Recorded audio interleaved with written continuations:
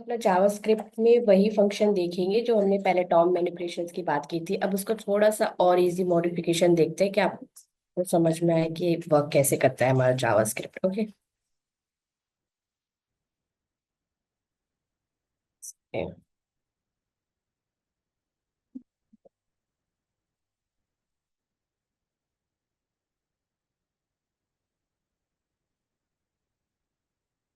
इससे पहले जो हमने यूजर डैशबोर्ड डिजाइन किया था वो क्लास अटेंड की थी आपने पीयूष?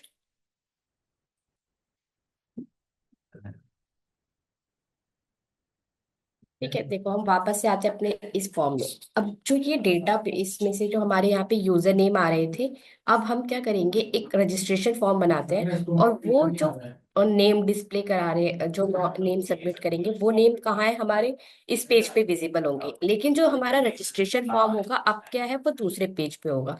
सपोज ये मेरा साइन अप वाला है, इस पे मैंने क्लिक किया तो इसने मुझे किस लोकेशन पे, अभी देख ये जो यूआरएल था, ये यूआरएल यहाँ पे नहीं था। जैसे ही मैंने साइन अप पे क्लिक किया इसने क्या किया, मुझे इस यूआरएल पे रिडायरेक्ट कर दिया। तो ये क्या, ये किसकी हेल्प से हुआ? यहाँ पे मैं कौन से मेथड यूज कर सकती हूँ कि अगर मैं साइन अप पे क्लिक करूँ तो मेरा ये वाला पेज ओपन हो जाए? Any idea Piyush? क्या बोला मैम? अभी मैंने, हेलो। हेलो, यस, अभी मैंने क्या किया, साइन अप पे क्लिक किया जैसे ही, तो मेरा कौन सा है, यूजर रजिस्ट्रेशन वाला पेज ओपन हो गया। ठीक है, तो यहाँ पे मैंने क्या, अभी यहाँ पे कोई जावास्क्रिप्ट यूज नहीं किया, तो एचटीएमएल में हम किस टैग की हेल्प से ये चीज कर सकते हैं, मैंने ये पूछा था आपसे।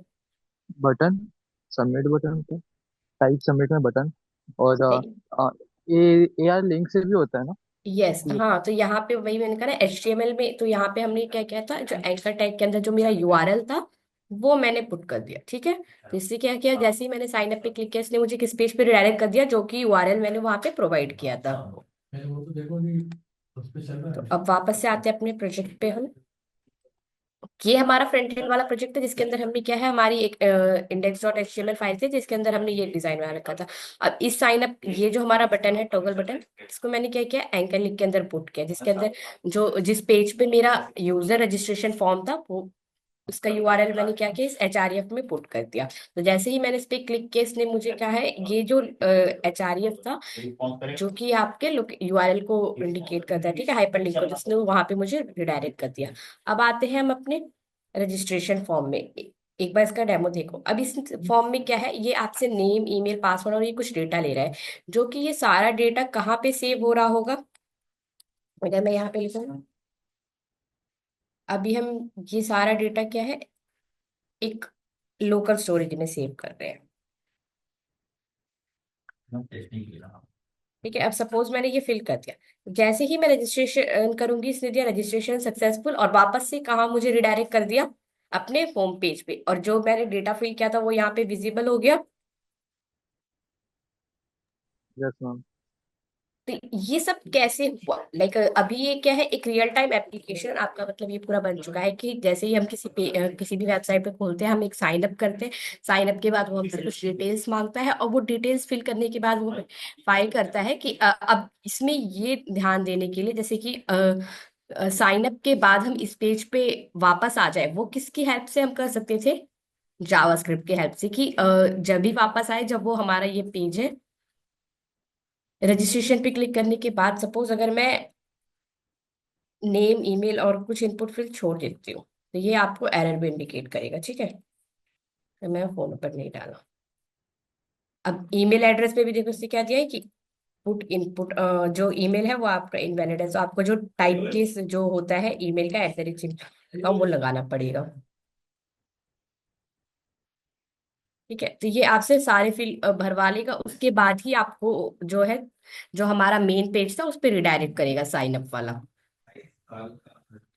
और जो हम यूजर का डेटाबेस देख रहे थे वो हम कहाँ से देख रहे थे, अब आप राइट क्लिक करके जब अपना ये ब्राउजर ओपन करोगे इंस्पेक्ट पे, तो यहाँ पे एप्लीकेशंस के अंदर आओगे, तो यहाँ पे देखेंगे तो हम देखो लोकल स्टोरेज वाला जो ये सबसे पहला टैब दिखेगा, इसको ओपन करना और इसके अंदर आ जाना, यहाँ पे आपका यूआरएल होगा। तो देखो यूजर्स के अंदर जो भी डेटा हम सेव कर रहे हैं, जितना भी डेटा में फिल कर रहे हैं, वो सारा कहाँ है, हमारा लोकल स्टोरेज सेव हो रहा है। ओके, अब इसी तरह से मैं एक फंक्शन बनाना चाहती हूँ लॉग आउट आउट क्लियर की। जैसे ही मैं लॉग आउट करूँ तो ये सारा डेटा क्लियर हो जाए। तो क्या कर सकती थी, मैं एक लॉग आउट बटन बनाती और उस पर ये फंक्शन डालती, जो लोकल स्टोरेज मैं अभी सेट करवा रही थी वहां पे क्लियर डाल देती।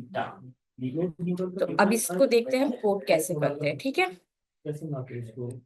आज हम अपना ये फॉर्म बेसिकली डिजाइन करेंगे जो कि यूजर से इनपुट लेगा, और ये इनपुट फील्ड को हम रिक्वायर कैसे बना सकते हैं। आइडिया है इसमें हाँ? बेटे को टेस्टिंग करके यूज करा अब एरर को सुना हाँ यहाँ कुछ काम नहीं करना नहीं कर रहा है लेकिन इसको एरर क्या आ रही है वो मार्केट डेटा होता है प्रॉपर मतलब कि ठीक है सारा क्लोज हो जाता है ठीक है, तो यहाँ पे मैंने क्या किया, स्टूडेंट मैनेजमेंट वाला एक अलग से फोल्डर बनाया और उसके अंदर क्या है, अपनी तीनों HTML CSS और जावास्क्रिप्ट अपनी फाइल बना ली। तो ये फाइल स्ट्रक्चर तो आपको पता है, इसमें कोई दिक्कत नहीं है।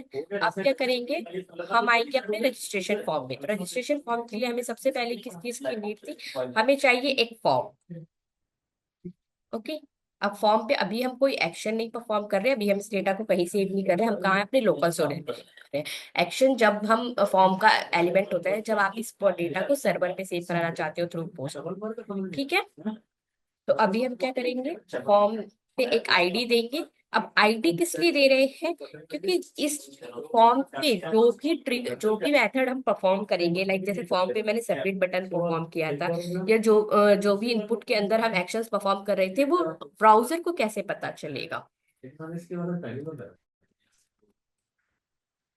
और फिर कोई ठीक है, तो जैसे ही हम इस फॉर्म पे आ रहे थे तो यहाँ पे क्या है, कर्सर आपका देखो, ये इनपुट फील्ड पे क्या है, आपका कर्सर ओवर हो रहा था। तो ये एक इवेंट लिस्टनर है जो कि ब्राउजर को इंडिकेट कर रहा था कि आप इस पे कोई एक्शन परफॉर्म करने वाले हैं। तो आईडी की हेल्प से हम जो भी एक्शन वहां पे लिखेंगे अपने यूजिंग द इवेंट लिस्टनर, ये उन सबको क्या है, अपने पास स्टोर कर लेता है, ठीक है। तो फॉर्म पे मैंने एक आईडी दी रजिस्ट्रेशन फॉर्म करके।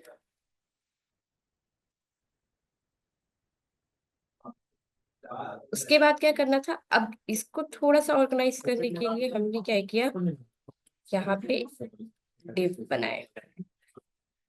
ठीक है, अब ये डिव को भी मैं एक क्लास दे देती हूँ, फॉर्म ग्रुप करके। तो फॉर्म ग्रुप वैसे बूटस्ट्रैप में क्लास होती है जो कि आपकी ऑटोमेटिकली स्टाइल ऐड कर देती है आपके प्लेस होल्डर्स के लिए। तो आप हम डिव के अंदर सिंपल क्लास इसलिए ऐड कर रहे हैं कि ये जो दो एलिमेंट, ठीक है, एक मेरा हो गया लेबल, जो फर्स्ट लेबल क्या हो सकता है, मेरा यूजर नेम। ठीक है, मैं किसके लिए लेबल किस इनपुट के लिए लेबल बनाना चाहती हूँ, वो यहाँ पे लिखा यूजर नेम।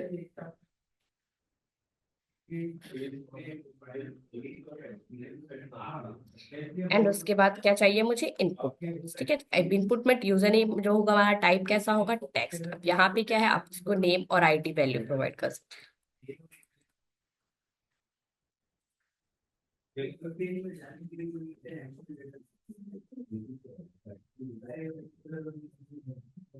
तो जैसे कि लेबल बनाया उसी तरह से क्या किए करेंगे, हम अपने सारे फॉर्म्स बना लेंगे, ठीक है। अब आईडी के अंदर यहीं पे मैंने अगर प्लेस होल्डर रख दिया, तो प्लेस होल्डर के अंदर अगर विदाउट लेबल आप कोई उसके अंदर इनपुट के अंदर टेक्स्ट लिखना चाहते हो, तो वो हम किसके अंदर लिखते हैं, प्लेस होल्डर में। तो यहाँ पे लिख देंगे enter your name, so user को पता चले कि इसके अंदर आपको क्या ऐड करना है। और जैसे ही आप रिक्वायर्ड लगाओगे,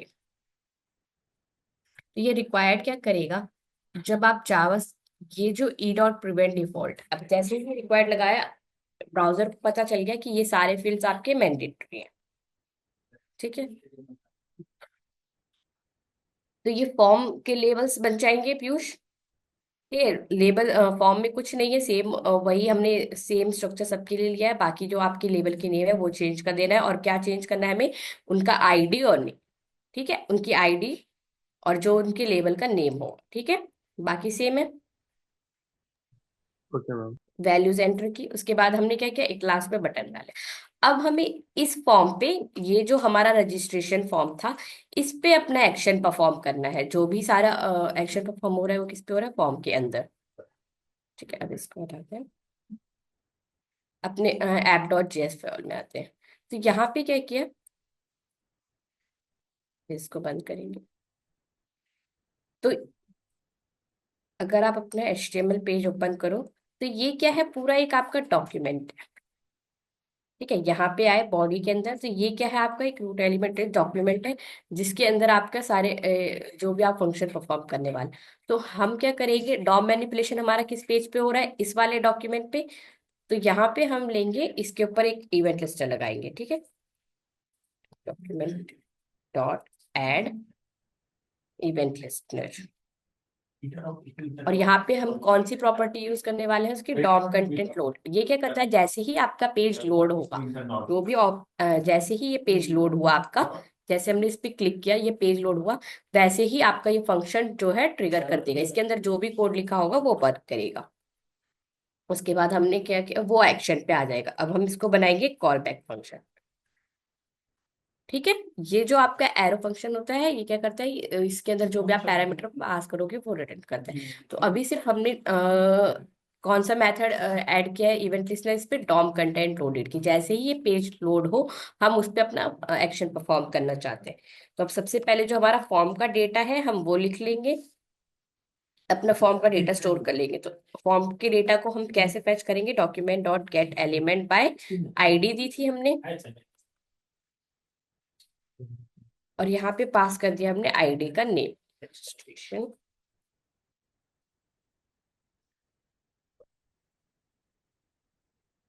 अब उसके बाद जैसे ही अगर ये कोई सबमिट कर रहा है, सबमिट बटन है, तो हमें एक मैसेज दिखाना है यूजर को। तो उसके लिए हम क्या चलाएंगे, ठीक है, यहाँ पे ये सपोज मैंने कुछ गलत डेटा फिल कर दिया, अच्छा यहाँ पे हमने टाइप ऑफ डेटा नहीं लिया, तो ये जो मैसेज दिखा था उस वो मैसेज दिखाने के लिए भी हम यहाँ पे एक वेरिएबल बना लेंगे, जो इसमें हमारा मैसेज स्टोर हो रहा होगा, डॉक्यूमेंट डॉट ये मैसेज भी हमने यहाँ पे कहा है, अपने फॉर्म के ऊपर दिख रहा था, तो यहाँ पे हमने आईडी मैसेज दे दी जो हम उसके अंदर पास करने वाले हैं। और जो भी टेक्स्ट हम ऐड करेंगे जावास्क्रिप्ट के अंदर, वो कहाँ है, आपका इस एलिमेंट के अंदर ऐड होगा। ठीक है,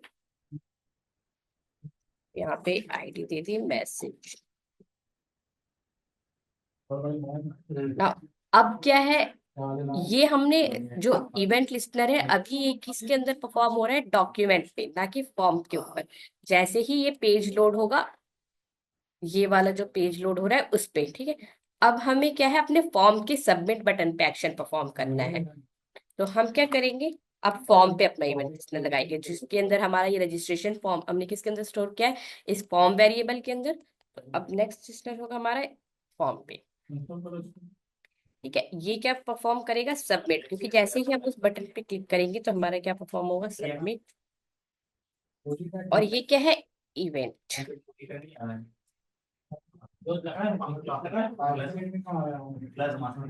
कि जैसे ही ये बटन आपका, आप बटन पे यहाँ पे क्या टाइप सबमिट देगा, तो क्लिक करोगे तो वहां पे क्या वैल्यू जाएगी आपके पास, सब।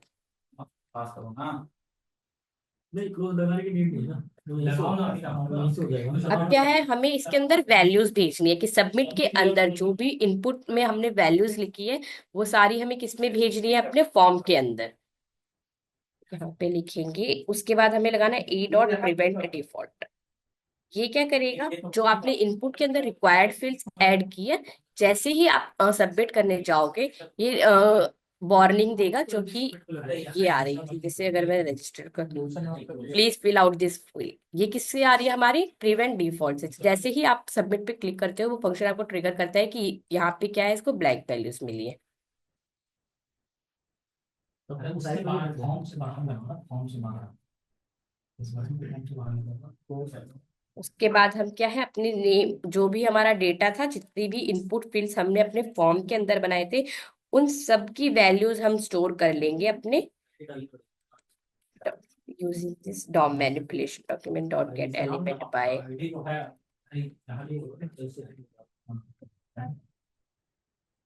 Name dot value. ठीक है, फॉर्म के अंदर की कोई भी वैल्यू लेनी हो। उसके बाद हमने यहाँ पे यूज किया है ट्रिम। अब ये ट्रिम किस लिए यूज किया है, जब हम वैल्यू एंटर करते हैं ना, वो मैंने यहाँ पे वैल्यू एंटर की। क्या लगा दी डॉक्यूमेंट नहीं लगती अब इसके बाद ये जो एक्स्ट्रा स्पेस मैंने एंटर किया ना, यहाँ पे स्पेस भी एंटर की, हुआ है। तो जब आप रजिस्टर पे सबमिट करोगे, तो अगर विदाउट ट्रिम हम यूज करते हैं तो वो इस स्पेस को भी अपने साथ सबमिट कर लेता है। तो जो क्या है, हमारे डेटाबेस में एम्बिग्यूटी परफॉर्म कर सकता है कि जब आप कुछ नेम फाइंड आउट करने की कोशिश करो या आईडी, तो वो स्पेस को भी अपने अंदर इंजेक्ट कर लेगा। ठीक है, तो इसलिए हम ट्रिम यूज करते हैं कि वो क्या है, हमें सिर्फ वैल्यू वैल्यू चाहिए, वैल्यू के अंदर का अगर कोई भी स्पेस है फ्रॉम इन द लास्ट या फिर फर्स्ट, तो वो उसको रिमूव कर देगा। तो क्रॉस वाला उठा कर वो नहीं क्रॉस वाला जिसका तुम सबमिट लगाना था। ओके, हाँ नहीं चल रहा है क्या बोलते हैं होम पे देख रहे हैं सबमिट पे क्लोज हो जाइए क्या साइड पे काम तो क्लोज वाला हटा दिया हां और क्लोज हटा रहे इसी तरह से हम अपने सारे प्रोजेक्ट के लिए बना लेंगे email document dot get element by I. वो कोर्स पे जा रहा है बहुत यार ये नहीं चल रहा है ये भी नहीं है मेरा ये मेरा नहीं है डॉट वैल्यू कॉपी मार लो ये फॉरेन नहीं करवाना है तो ना फॉरेन भी नहीं करवाना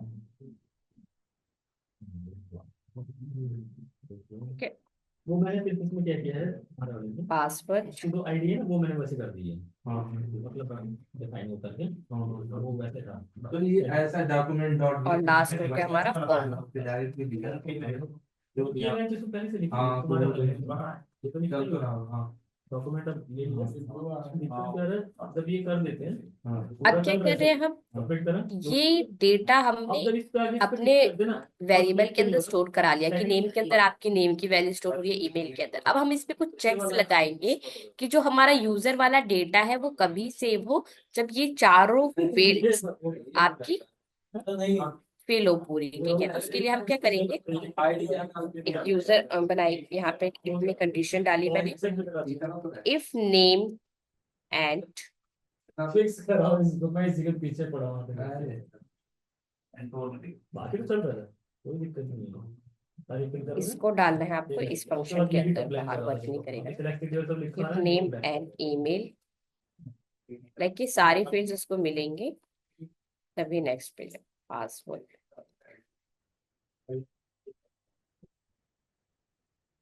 चल तो रहा है एक इसको क्या करना है, हमें एक यूजर बनाएंगे कॉन्स टाइप का। अब ये यूजर क्या है, ऑब्जेक्ट, जो कि सारा इस ऑब्जेक्ट के अंदर हमने अपने सारे वैल्यूज को डाल दिया। क्या बोलते हैं अरे चलो चलो चलो मैं तो गया पासवर्ड एंड फोन। अब हम अपने इस यूजर को सेव करा लेंगे अपने लोकल स्टोरेज में। तो लोकल स्टोरेज में सेव कराने के लिए अब यहाँ पे एक फंक्शन बनाएंगे जो कि हमारा सेव कर रहा होगा। इसको हम सेव डेटा भी आप बोल सकते हो, उससे कोई दिक्कत नहीं है, सेव डेटा। ठीक है, जिसके अंदर ये क्या है, ये सेव डेटा पे जैसे ही हम क्लिक करेंगे वो क्या है, इस वाले यूजर ऑब्जेक्ट को लेगा, जो भी वैल्यू यहाँ पे एंटर होगी। तो यही यूजर हम अपने इस मेथड में यहाँ पे पास करेंगे। इसलिए हम ये इंश्योर करना चाहते हैं कि जो भी वैल्यूज इस यूजर के अंदर जा रही है वो कि अनडिफाइंड ना हो या फिर एम्प्टी ना हो। अरे इसी में से उड़ा दो नाम तो सेम ही है अब हम इसके अंदर अपना लेट कौन तुम्हारा यूजर बनाएंगे, लेट यूजर्स स्टोरेज डॉट। वही सेम ही तो है बस आईडी हाँ बिना आईडी के चल अब ये इस यूजर्स को हम किस में सेव कर रहे हैं, हमारे पास ऑलरेडी एक रजिस्ट्रेशन वाला डेटा था, यूजर्स लिस्ट की डेटा था। तो ये यूजर्स वाला डेटा आपको ऑलरेडी प्रेजेंट है आपकी लोकल स्टोरेज में। तो हम क्या करेंगे, इसको गेट करेंगे, इस जो की यूजिंग दिस की वैल्यू पेयर, हम इस यूजर को यहाँ पे गेट करेंगे। तो जेएसएन डॉट पास क्या करेगा, जो डेटा आपका लिंक मारो जेएसएन फॉर्मेट में है उसको हमारे ऑब्जेक्ट फॉर्म में कन्वर्ट कर देगा। लोकल स्टोरेज डॉट इनमें से गेट एक लाइन कोई सी लगी है यूजिंग गेट, हम क्या करते हैं, लोकल स्टोरेज में जो भी डेटा प्रेजेंट हो हम उसको गेट कर सकते हैं। यहाँ पे आपको उसकी वैल्यू का नाम देना है। ओपन का लिखना पड़ेगा रिमोट डाल ठीक सकता है। हूँ, जब क्लोज यहाँ से करा तो ओपन नहीं से करा ना, कोई दिक्कत नहीं है। क्या नाम है? यूजर्स है मेरी की सही का है। नाम। वो क्या कर रहे हैं, मैं इसका क्लोज बना कर दूंगा। अरे यार सही है ना, करूँ भी इतना ही में ओपन वाला बना ठीक के है। ओपन वाला लो हमसे। और यहाँ पे क्या ऐड किया है, ये हमारा और ऑपरेटर है कि अगर नहीं प्रेजेंट है तो क्या है, एक ब्लैंक कैरेक्टर कर देंगे। अब क्या करेंगे, हमने गेट तो कर दिया अपना यूजर, जो भी यूजर हमें अपने यूजर इस वेरिएबल में मिला है उसमें पुश करा देंगे जो ऑब्जेक्ट हमने बनाया था। सिविल कितना तैयारी करना भी। हाँ वो तो अरे ठीक है। इस वाले वेरिएबल में हम कौन सा यूजर पुश कराएंगे, जब हम इस यूजर को कॉल करेंगे अपने सेव फंक्शन में। Is it clear Piyush? Yes sir. अब ये सेव हो गया। अभी सिर्फ हमने पुश कराया है। अब हम इसको सेट कराएंगे अपने local storage dot set item. जो न्यू वैल्यू है वो ऐड भी हो जाए। ठीक है, ये की वैल्यू का आपका नाम, और उसके अंदर अब हमारा जो रिस्पॉन्स है वो ऑब्जेक्ट की फॉर्म में है, उसको हमें कन्वर्ट करना है जेएसएन फॉर्मेट में। तो उसके लिए हम क्या यूज करेंगे, जेएसएन डॉट स्ट्रिंगिफाई। ठीक है। पार्स यूज करते हैं हम अपने जेएसएन डेटा को ऑब्जेक्ट की फॉर्म में कन्वर्ट करने के लिए। और जो जेएसएन डॉट स्ट्रिंगिफाई है वहां पे क्या क्या है, हमारा जो ऑब्जेक्ट वाला डेटा था उसको हम जेएसएन में कन्वर्ट कर रहे हैं। जेएसएन डॉट स्ट्रिंगिफाई लिखेंगे, उसके अंदर जो हमारा यूजर है वो पास कर देंगे।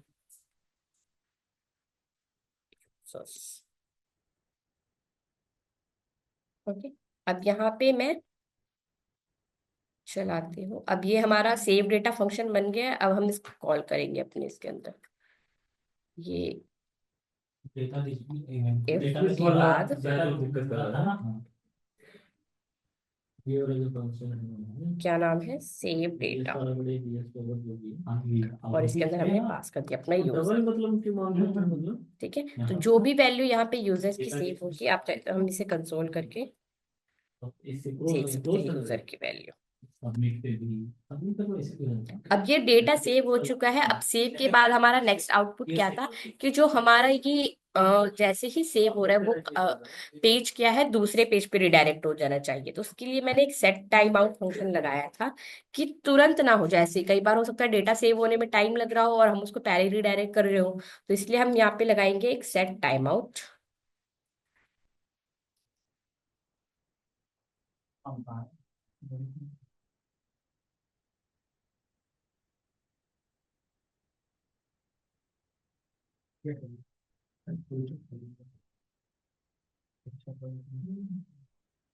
और इसके अंदर हम लिखेंगे अपना function window dot location dot H F. और जो आपका पाथ है वो क्या है, ब्लैक। ठीक है। हमें मेन होम पेज पे भेजना है इसलिए हमने स्लैश यूज किया। और ये कितने, 1500 मिली सेकेंड्स बाद। ठीक है, मिली सेकेंड्स में टाइम होता है।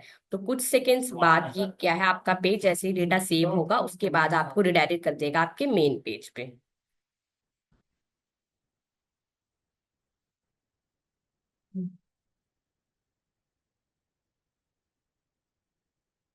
हमारा फॉर्म कौन सा है? दिक्कत आ रहा है ये, यहाँ पे दिक्कत आ रहा है। अच्छा ओ माय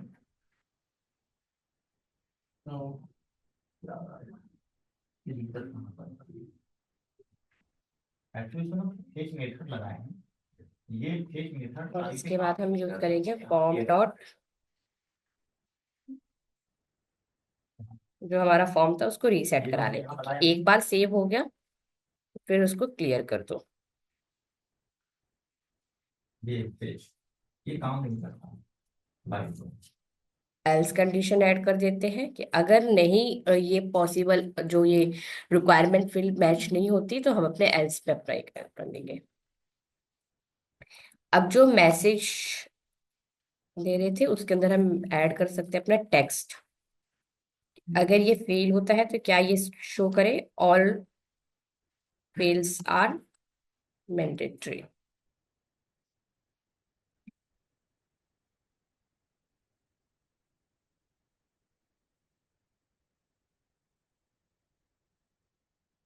या फिर मैसेज डॉट, तो स्टाइल कर देते अपने मैसेज, इसका कलर कैसे कर देते हैं, रेड।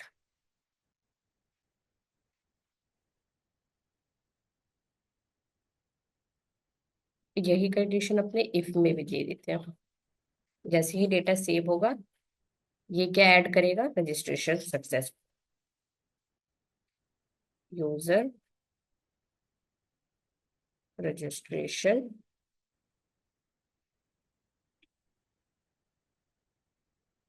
और इसका कलर क्या होगा, green। पूरा उस पे काम नहीं करा इस पे तो उस पे भी लगा दो भाई क्लोज वाला कौन सा वाले को बता दे अब इसमें हम इसमें से डाल बंद करते हटा हैं। तो देखिए यही लगा लगा तो अब वापस से, अब इसके बिना अगर हम रजिस्टर पे क्लिक करेंगे तो ये आपको देखो नेविगेट नहीं करेगा। जब ये सारी फील्ड्स हम फिल कर चुके होंगे, ये तभी ऐड करेगा। तो सब कुछ ओपन क्लोज करके ला रहे हैं क्योंकि मुझे पता है वहां फेक इसको पासवर्ड मिलता ही नहीं बना दिया कुछ फेक भी मेथड होंगे।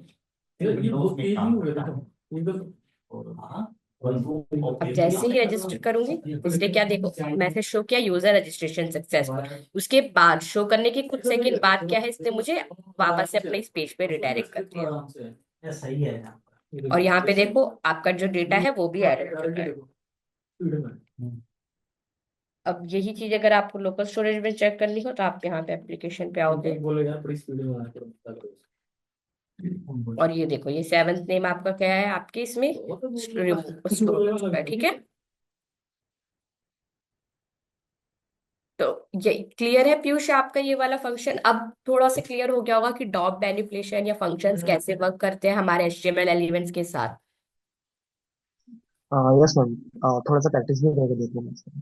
हाँ ठीक है, तो बेसिकली क्या कर रहे थे हम, नॉर्मली फंक्शंस हम किस लिए बना रहे हैं कि हमें उन एक्शन से क्या परफॉर्म करवाना है। ठीक है, जो भी हमारे इवेंट लिस्टनर या डॉट मैनिपुलेशन उसके अंदर हमें क्या करवाना है, तो वो कौन डिसाइड करेगा, आपका फंक्शन। अब आप एचटीएमएल एलिमेंट के साथ कुछ भी मॉडिफिकेशन करना चाहते हो तो वो बिना डॉम मैनिपुलेशन के तो नहीं होगा, क्योंकि आप एक एचटीएमएल पेज को मॉडिफाई कर रहे हो with the help of dynamic content. ठीक है, ठीक है तो जब भी हमें वैसा, अब वो डॉक्यूमेंट पे आप कौन सा एक्शन परफॉर्म करना चाहते हो, ठीक है, ये तो हो गया कि हम मॉडिफाई करना चाहते हैं, लेकिन डॉक्यूमेंट पे कौन सा एक्शन परफॉर्म कर रहे हो, आपको कर्सर के थ्रू कीपैड पे कुछ टाइप कर रहे हो, आपका माउस ओवर हो रहा है या जो भी है, वो सारा कौन परफॉर्म कर रहा है, इवेंट लिस्ट। ठीक है, बहुत दिन हो गया ना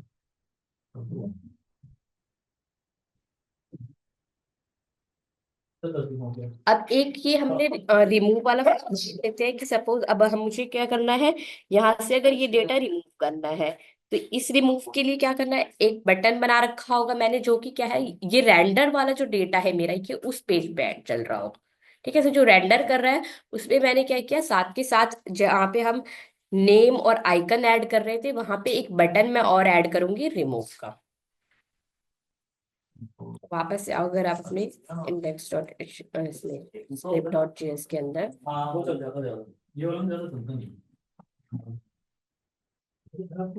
कौन सी आती है ये आपका रेंडर यूजर था, जो कि क्या है, जिसके अंदर हमने क्या किया, लिस्ट क्रिएट कर रहे थे कि हर यूएल के अंदर एक लिस्ट एलिमेंट ऐड हो रहा है, फिर उस लिस्ट एलिमेंट के अंदर क्या है, हमारा एक आइकन ऐड हो रहा था। अब आइकन के अंदर सिर्फ हमने एलिमेंट तो ऐड कर लिया था, उसके बाद उसके अंदर एक क्लास ऐड की थी, जो कि जो भी हम जिस टाइप का आइकन यहाँ पे ऐड कर रहे थे। ठीक है, तो इसकी क्लास क्या थी, जो यूजर जो भी वैल्यू थी वो हमने अपने क्लास नेम में डाल।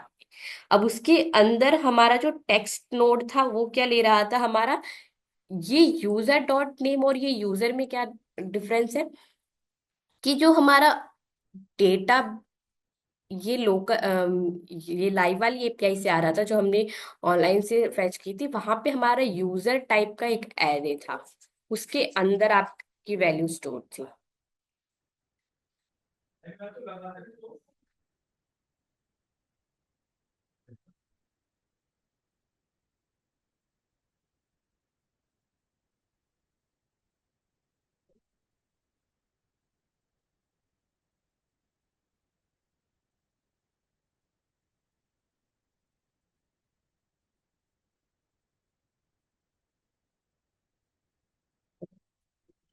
बंद करें।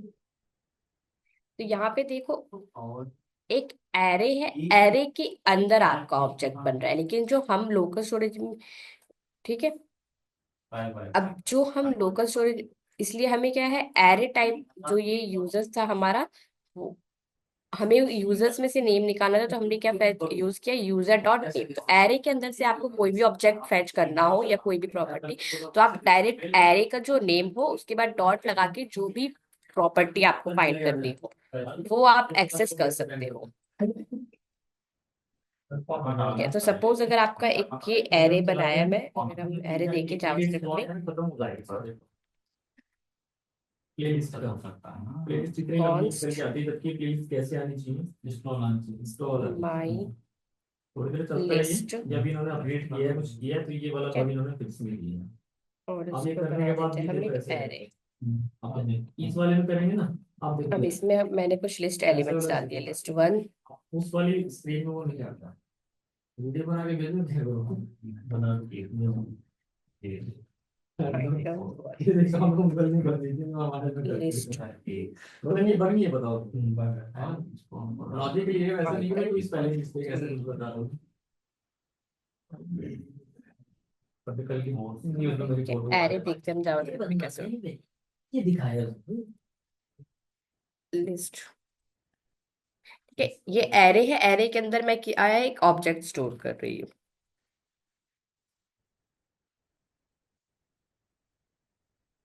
आइटम।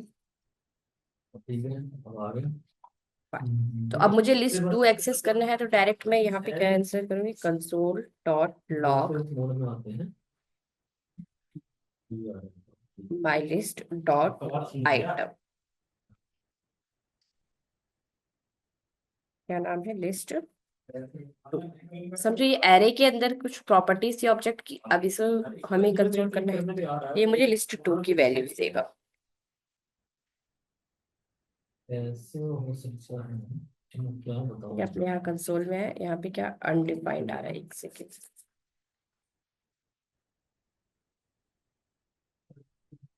ये किसी फंक्शन के अंदर, यहाँ पे हम इसमें यूज करते हैं वेरिएबल। कब चलोगे? हाँ, अभी चलोगे? हाँ तो चलो चलो आने वाला।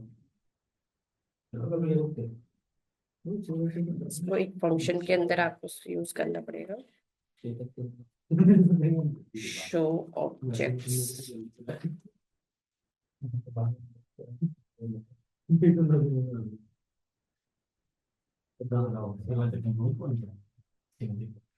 ठीक है,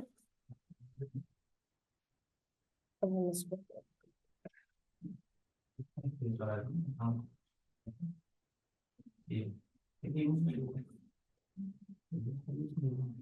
मे बी ये save,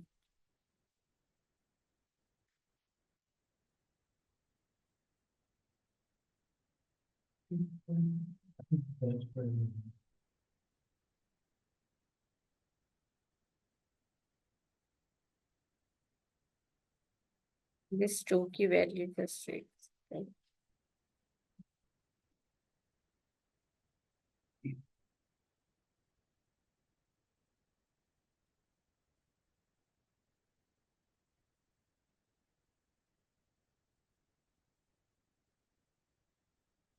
let me check the error declaration.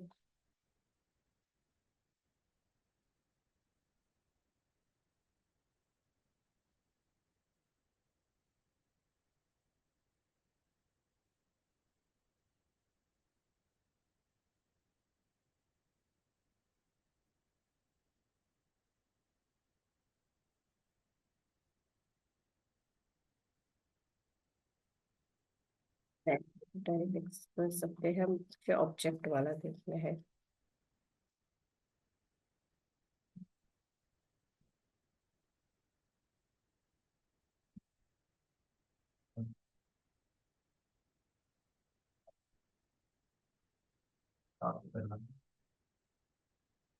Yes, यहाँ पे अब जो ये माई लिस्ट है, ये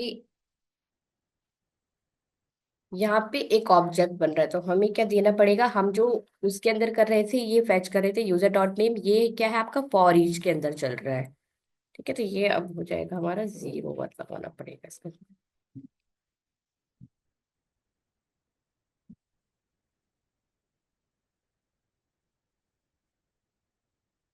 ये एरर नहीं।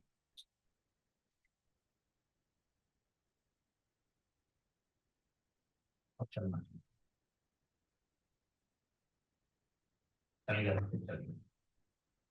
ठीक है, यस, क्योंकि वहाँ वही दिक्कत था, वहाँ 3001 करना चाहिए था, लेकिन यहाँ लोग चलो 3000 पर, लेकिन सर्वर किस पे स्टार्ट किया, 3001 पर।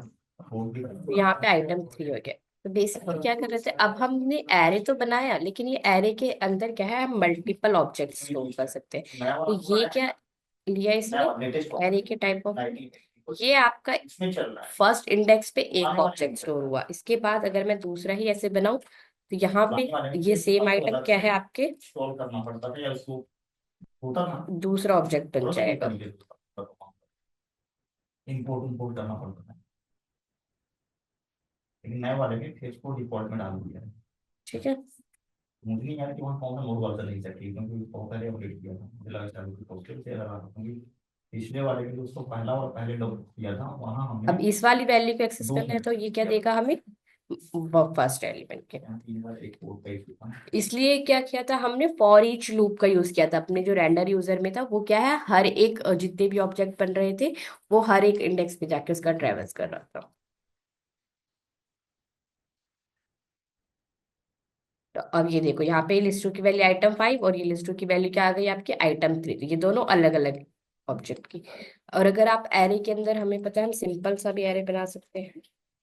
ये तो ऑब्जेक्ट था, अगर मैं एक स्ट्रिंग टाइप कर दूं, बस।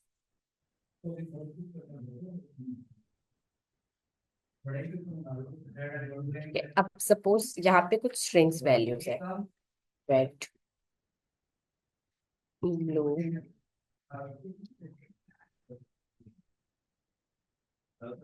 ग्रीन,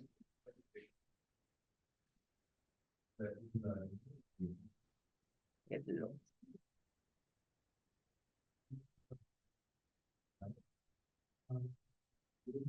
इनको आप कैसे सिंपली कंसोल कर सकते थे, कंसोल डॉट लॉग उसका भी मैं वहाँ पे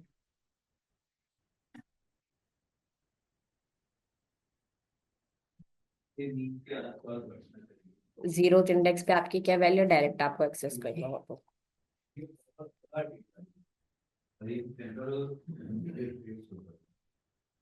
तो ये क्या देगा आपको, फर्स्ट एलिमेंट।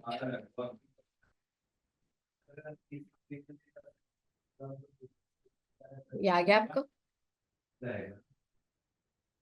अगर सीएम के अंदर आपका ये जो वैल्यू तो आज हमने देख लिया कि एरे और ऑब्जेक्ट ऑफ एरे, और हम एरे कैसे डिक्लेयर करते हैं और उनकी वैल्यू को कैसे गेट करते हैं। ओके, ये क्लियर है पीयूष। कॉमन कॉमन आ रही यस मैम। है। तो आज के लिए इतना ही। अब आपका ये छोटा सा टास्क है कि आपको ये सेम प्रोजेक्ट क्रिएट करना है, और नेक्स्ट क्लास में आपको उसको एक्सप्लेन करना है। ठीक है, सेम प्रोजेक्ट, या फिर डिजाइन आप अपना चूज कर सकते हो, आपको ये फंक्शनलिटी ऐड करनी है, तो ये हो जाएगा। Okay ma'am, I will try. इसको ट्राई करना, इसको यूज करने के लिए, तभी आगे बढ़ पाएंगे। आपको ये ऐड रिमूव इसके अंदर ऐड करना है। Okay, okay ma'am. so let's meet into the next session. Any question regarding this topic?